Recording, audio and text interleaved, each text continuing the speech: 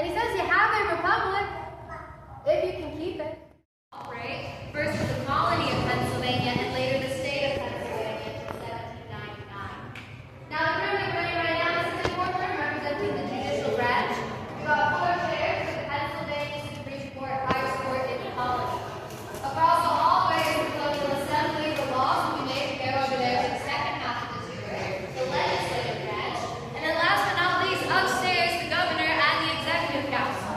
First governor of Pennsylvania is William Penn, and he actually will predate this building. Now, before I go any farther, though, I always like to start my tours by finding out where folks are visiting from. So if you care to share, just shout it out. What state or country do you represent today? Florida. Kentucky. Virginia. Oregon, California, Italy, France. What was over here? Kentucky. Anybody else here from Philly today? Virginia. Yeah, there you go. We got a few Philly people. I want you to take a minute, right? In our country, we have 50 unique, very different states. We have our own cultures, our own sports teams. So many things as Americans separate us. But here we are, united by one main factor. We're part of this United States of America, and with that come your constitutional rights. That means you can travel anywhere in this country and expect to have freedom of speech, freedom of religion, freedom of the press, and freedom to assemble peacefully. And that same idea can be said for the colonies. And I'll tell you, all 13 colonies are incredibly different from each other. They have their own religions, their own cultures, and yet they're united by the fact that they are all British. And they can go anywhere except to have British rights. And a lot of those rights we see here in this room. We're going to start with this. This is called a prisoner's dog. This gives me my right to face my accuser and my right to be innocent until proven guilty. But I want us to imagine it. Standing here in the 1700s, I'm on trial before you've even heard the facts of the case. Do I look innocent or guilty? You chuckle, so I think you probably feel guilty. And that's okay, I agree. I'm standing in a cage all by myself. So we don't use this in any American court of law today. Something that we do use that comes from this, if you've ever heard that phrase, standing a trial, and you're quite literally standing the entirety of your trial. Now on either side of me, as well as the back corner, we have jury boxes, because you have the right to a trial by jury of your peers. We have a witness stand, because you have the right to a witness, whether for you or against you, someone testifying on your behalf. And when we came in today, there were no doors to this room. You walked right in, because you have the right to a public trial.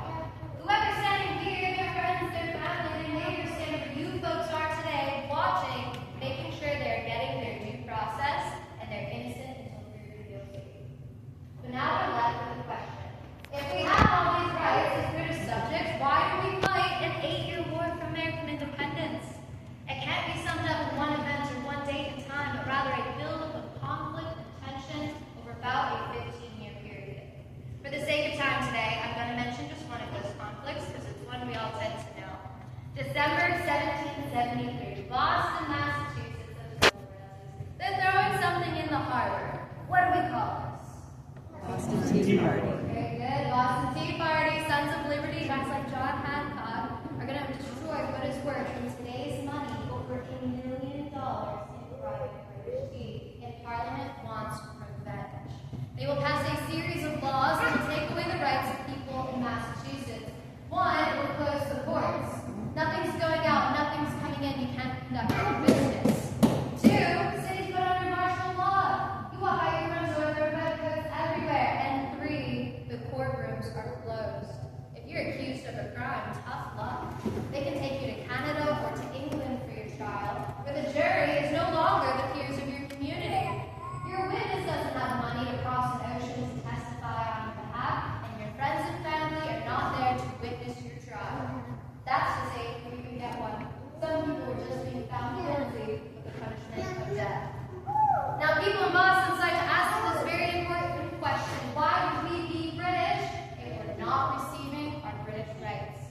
And the other colonies, despite their differences, see what's going on in Massachusetts, and there's growing fear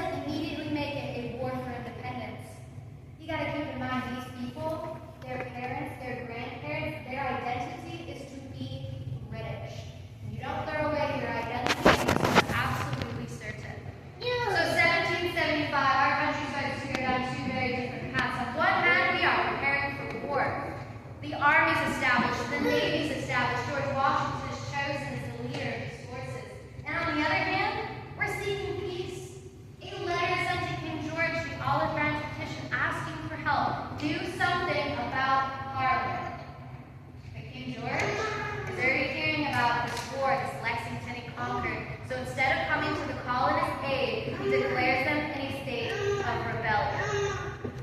I want you to take a minute to picture. If you've ever been in a fight or a conflict, you know there's that one person who's going to have your back, your best friend, your sibling, your cousin. And yet you get there and you call them up, and not only are they not showing up for you, but they've taken the opposition side. That is what it feels like. These colonists who think they can rely on King George are feeling abandoned and they're feeling betrayed. And this is going to push us closer and closer towards American independence. But to talk about independence, guys, we gotta do it when we're happens. So what we're going to do next is head across the hallway for the second half of this tour. When you head over there, don't stop right in the middle, but move it to the left and to the right, okay? I'll meet you over there.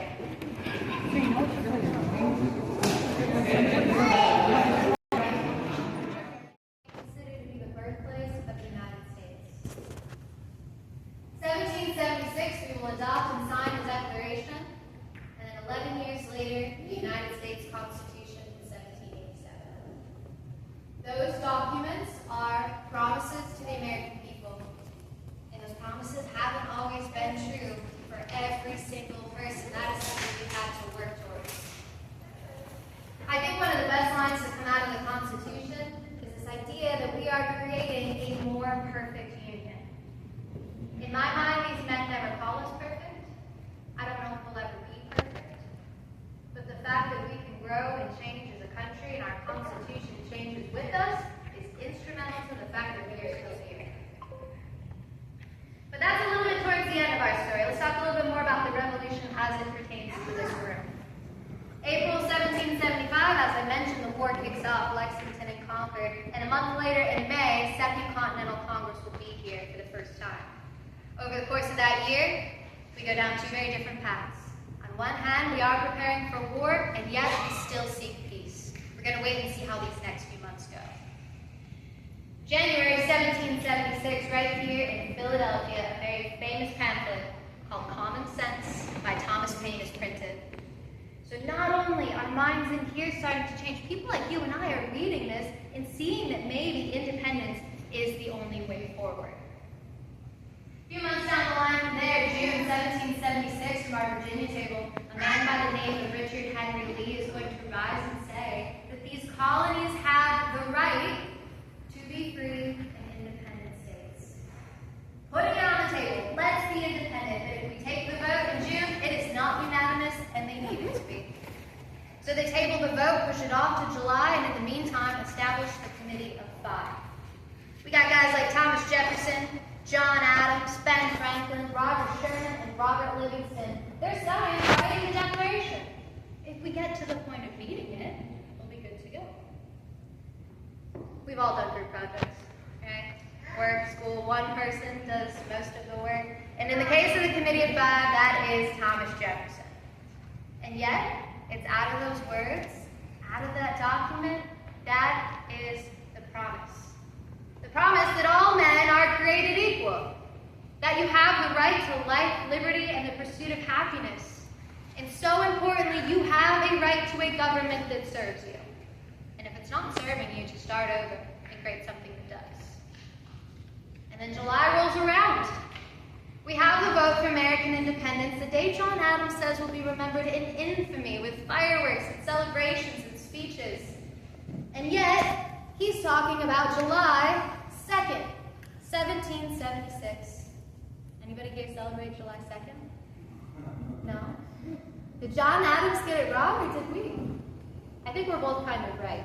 Because here's the thing. Any average American is going to celebrate July 4th. So why is that? That's because of the Declaration itself. July 2nd, we vote to be independent, but then the next few days are spent debating the words. It's a bunch of lawyers critiquing another lawyer, right? They make over 80 changes. Thomas Jefferson hates every single one of them. End of the day, though, July 4th, the Declaration is adopted. Sent to a printer, and about 200 of what you see here are sent out to the states and to the military. It gives people a chance to see, not only have we declared independence, but we have 27 reasons why. The most famous is this idea of no taxation without representation. And yet taxes is one of 27 complaints fight a revolution because of taxes. You fight revolutions because your rights are taken away. Your right to be innocent until proven guilty, to trial by jury, to an impartial judge. That is what this is about.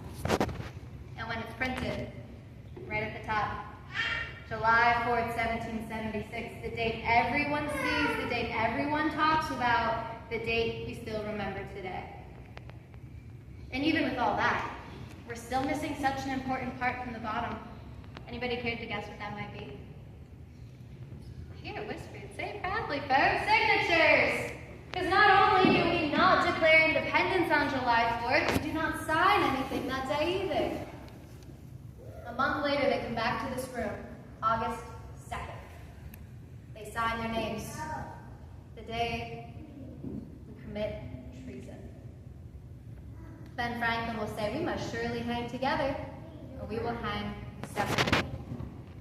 And we're left with this problem. They've declared independence. They've not yet won independence. They have to fight 7 more years to make this a reality. In the meantime, they come up with a system of government called the Articles of Confederation. If we've not heard of the Articles, it's because they don't really work. They treat each individual state like its own little country. And it will keep us together long enough to fight the war, but when the war is over, states start fighting each other. Our brand new nation is on the brink of collapse. So 1787, when things are not looking so good, they decide we're coming back to this room. Let's fix the Articles. Very quickly, they are kicked to the curb, and we start over what we now call the Constitutional Convention. I want us to take a minute and picture it. I want you to picture the hottest summer you've ever lived through, because it was a record hot summer that year. But despite that, they kept the windows and the doors closed for secrecy, and there's no air conditioning. You might have been wearing a linen shirt but a wool overcoat. People are smoking a pipe because it's the time period. I can tell you, I looked it up, they do not bathe to the same standards we do today. Yeah. So physically, you are uncomfortable, and then you walk through those doors, and everybody's just fighting with each other, and debating, and thankfully making some compromises. And they decide, we'll have just one president, not the 3 that was suggested. That president's going to serve a 4-year term, not a lifetime appointment like Alexander Hamilton wants. That will have 3 branches of government, a series of checks and balances, so no one branch becomes more powerful than another. At the end of the summer of 1787, we have a constitution. Is it perfect? Far from it. These men would have been the first ones to tell you that. And yet they know if we keep fighting and keep debating, our country that's hanging on by a thread could collapse at any moment. You know, I come in here every day, and I have to ask myself the same question. How do you celebrate the accomplishments of these men and of these documents? Also knowing that they had the chance to end slavery, that they talk about ending slavery, and then they never do. That they wrote this beautiful phrase, we the people, and yet they didn't mean me as a woman. They didn't mean the free or enslaved Black Americans, they did not mean Native Americans. And you know what? That is our country's history. For better or for worse, we are all of these things. And I still very proudly get to do this job. Because guess what? They know they don't have the answers. And yet they have hope. Maybe future Americans will. So when we grow and change as a country, they give us a constitution that is amendable. It is changeable. Albeit a lot slower than we'd like sometimes. Dude, that's my favorite part of the story. It's the decades and centuries after these men leave. They get us started. It is not their job to keep us going. It's the people that come back to help us create a more perfect union, to help us change and grow as a country. So before we head out today, I'd love to share a few of those people with you. First one is a man by the name of Frederick Douglass. Frederick Douglass is born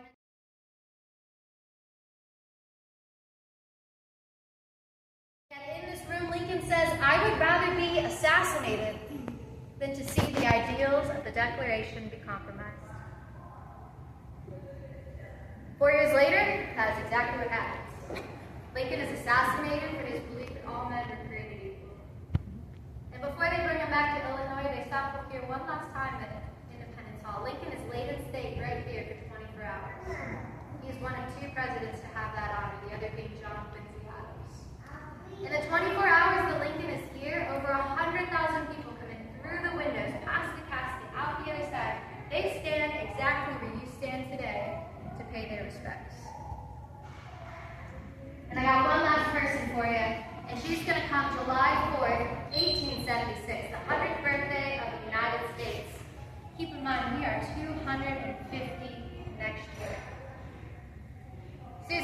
Anthony, the woman on your right, wants to give a speech about the women's right to vote, women's suffrage.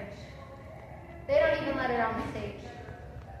She doesn't let that stop her. She's a tough lady. She walks to the front. She gives her speech anyway. The crowd loved it. Because we were growing. We were changing. We were ready for the document to change with us. I think one of the best phrases to come out of the women's suffrage movement is this idea that all men and women are created equal. All right. To end us, I got just one last quote. I'm going to use the words of Benjamin Franklin, who presumed sat here at the Pennsylvania table. September 17, 1787, end of a very long summer, Franklin will sign the Constitution.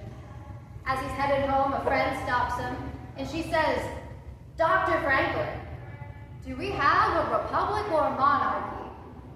She wants to know what kind of government they've created. And he says, "You have a republic, if you can keep it." So Ben Franklin is a man that has seen us protest and fight and die for this republic, and we still do today, is kind of saying, I did my part. Will you do yours? It's not his job. It's not their job. It's our job.